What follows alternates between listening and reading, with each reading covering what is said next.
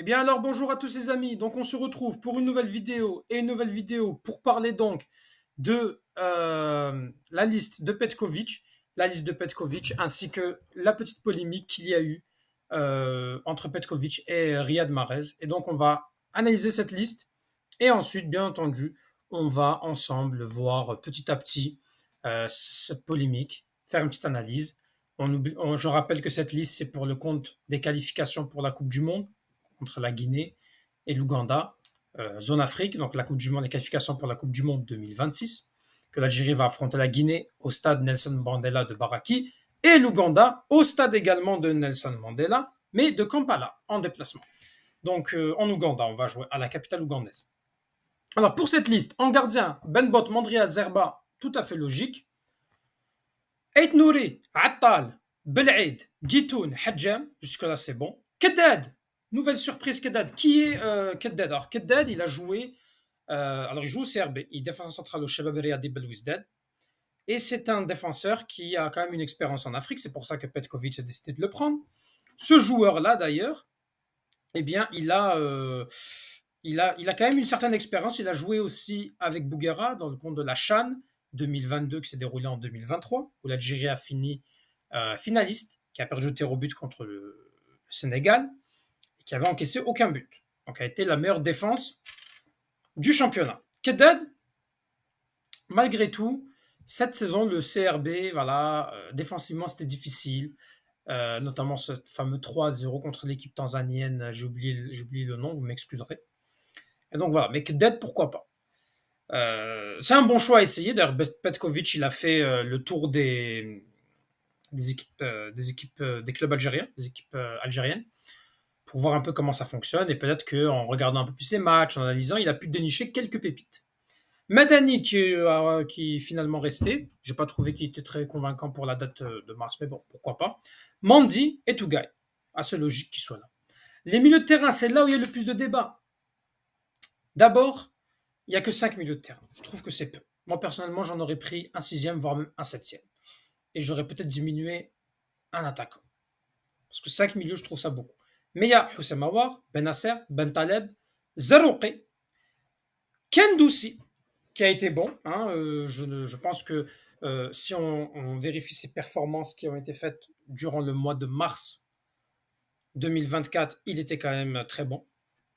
Mais est-ce qu'il méritait d'avoir par rapport à Shaibi? Shaibi, je pense que Petkovic ne le prend pas parce qu'il n'a pas été bon lors de la dernière trêve. Mais il a quand même de très bonnes performances. Il est meilleur passeur de la Ligue Europa Conférence en n'ayant même pas été en huitième de finale. C'est-à-dire que le gars, il a joué 8 matchs de Conférence League, 7 passes décisives. Incroyable. Je comprends pas pourquoi il n'est pas dans la liste. Et Abdelli aussi. Alors Abdelli, il explique Petkovic que c'est par rapport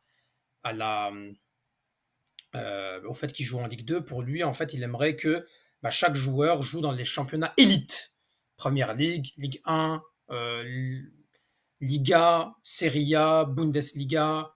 Bon, je trouve que c'est quand même l'absence de Shaibi et de Abdelli, c'est quand même on a la limite du scandale. Surtout pour Shaibi quand même, hein, qui a montré de bonnes performances et que ça arrive que voilà, sur une petite période, tu n'es pas bon.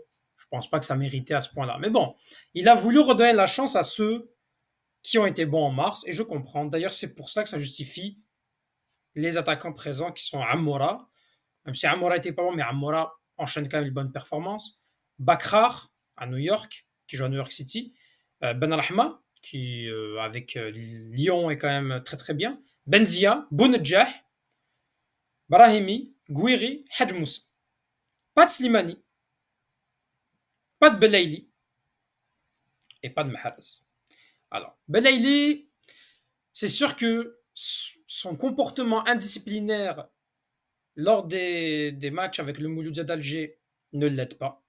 Et je suis tout à fait d'accord avec Petkovic. Parce que l'indiscipline comme ça, c'est pas possible. C'est pas possible d'avoir un comportement aussi voyou. Deuxièmement, Slimani, moi je pense qu'il aurait pu avoir encore sa chance. Je pense que Slimani, bon, De toute façon, Bounjah, Slimani, c'est vrai que Bounjah, quand même, il a quand même le crédit qu'il fait une très très bonne CAN, il marque des buts, il est présent. Et que Slimani, ça a été très difficile pour lui cette saison. Mais bon. Et Mahrez, Mahrez, il n'est pas là.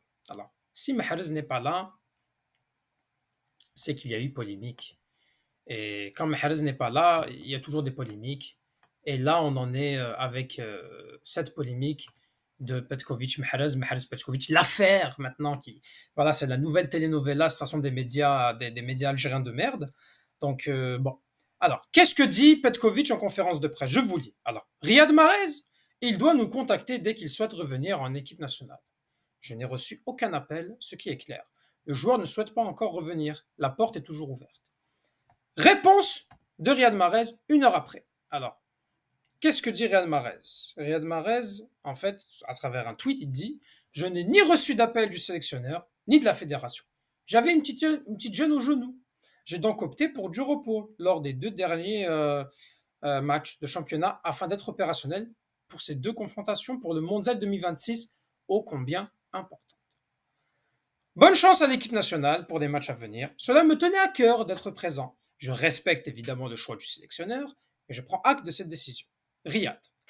Alors voilà. Moi, je pense clairement qu'il y a un problème de communication entre les deux. Mais pour moi, Mahrez, il y en a marre. Je vous dis la vérité, il y en a marre. C'est trop que à chaque fois avec Mahrez, il y a des polémiques. Et vous savez, Mahrez, je l'aime beaucoup. C'est un joueur qui est très bon. Il est excellent. Euh, il m'a fait rêver. Il m'a fait rêver lors de la Coupe d'Afrique des Nations 2019.